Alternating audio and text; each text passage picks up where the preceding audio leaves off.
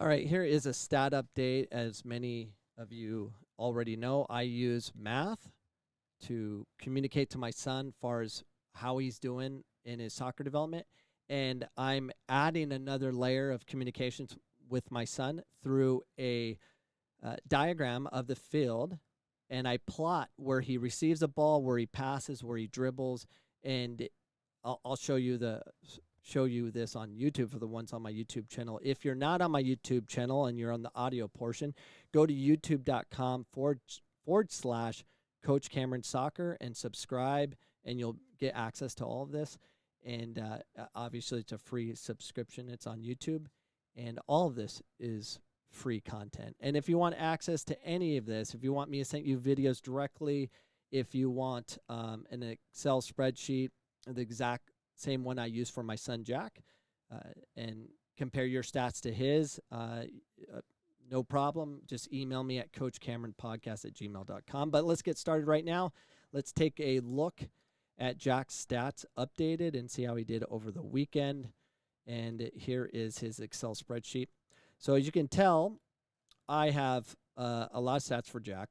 Now, the ones that are blacked out, that's just I didn't plot for him at all until much later.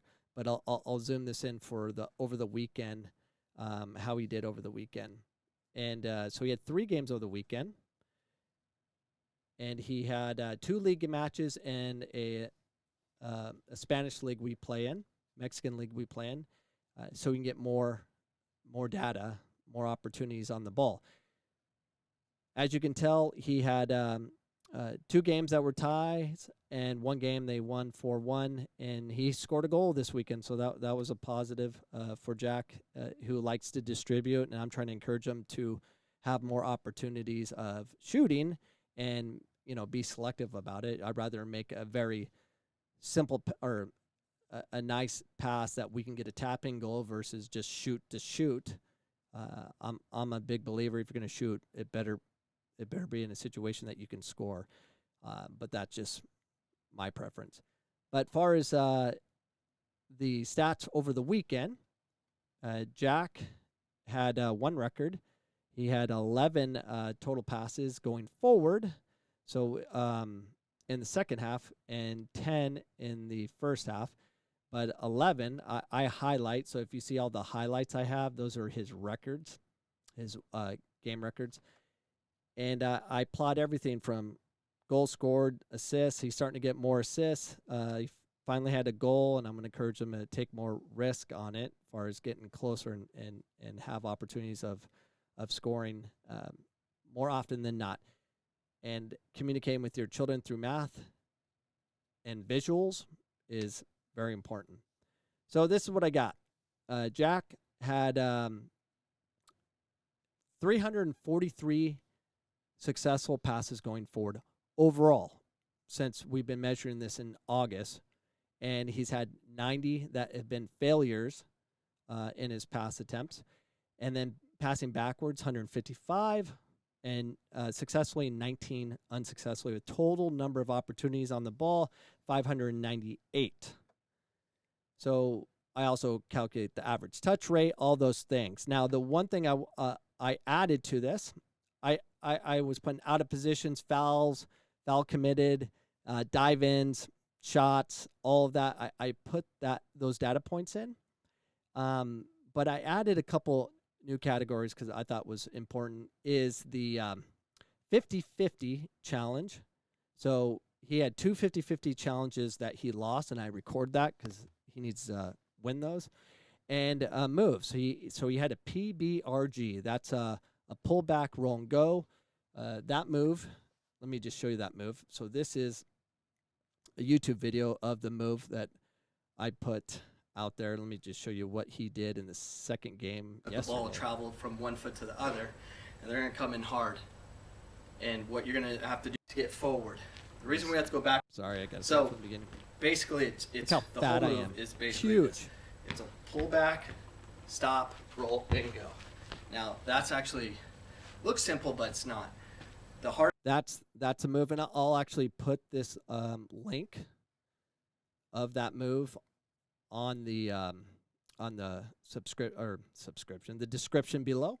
and hopefully that'll help you develop your child. I was 216 pounds there right there in that video. It's disgusting. I'm 165 pounds now, so that's improvement for me. See, math does work. If anyone wants a copy of any of the videos, Excel spreadsheet, just email me at coachcameronpodcast@gmail.com, and I'll send it over to you. And hopefully it'll be helpful, including this, what I'm about to show you. So I'm trying to communicate with my son through diagrams of wherever he's touching the ball. So here is Jack. So this is a half against, this is one half of his second game yesterday. So you can see where he receives a ball, where the ball's going. I'll put the distance of where he received it, where he's dribbling, and then I'll put a space in between where the final pass went. And here's another half of that game. TAA is the takeaway assist, where he double team or someone helped him with getting the ball, and TA is he won the ball by himself, so it was a takeaway by himself or intercepted a pass. But I can plot where he's at, so I know where he's going. So this is just 1 day of play. So this is important to have. If you guys want a copy of this as well, I can email you guys that to give you guys an opportunity to see what's going on with the way I develop my child. I think it's important to just plot. Okay, my son received the ball in the middle third of the field and then dribbled a direction and then combined a pass, whether it was successful or it was unsuccessful. And you then can communicate with your child, especially in a situation where you're trying to get your child more engaged in offense or defense. You can plot where they're at and then show them, hey, look, you're receiving the ball a lot in the middle third and you're connecting passes in the middle third of the field. This is what I would say to Jack. You need to start connecting more passes in the final third. Because it's true. The players that are able to get the ball and identify passes that are dangerous against the opposition are better players. They are. They're high-level thinkers on the field. So you need to explain that to them. Watch the game of soccer. Plot Messi or some player that your child's trying to emulate and show their plotting points, which it's already done, I think, on 4-4-2. That's if you Google 4-4-2 soccer, it plots everything Messi, every professional soccer player in the world at the highest levels. They plot how many times they touch the ball and all the things that I'm actually doing manually, and it's good to know. So you need to emulate what they do. So if you want to be a high-level player, Messi is going forward more often than backwards. If your child's going backwards too much versus going forward, there's a problem. They need to be able to connect the ball going forward. Eventually, that has to be the key. I mean, baby steps. If they lose the ball a lot, you just want them to connect passes and then build up to that point.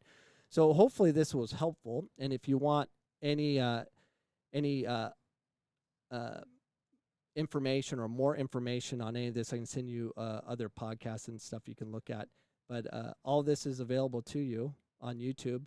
And please subscribe to the youtube.com/Coach Cameron Soccer, or email me at coachcameronpodcast@gmail.com, and I'll give you direct links to any of this information you're looking for. And yeah, that's it. And episode 600 is on Thursday with Jessica McDonald. She comes on every 100 episodes and just happens to be every 100.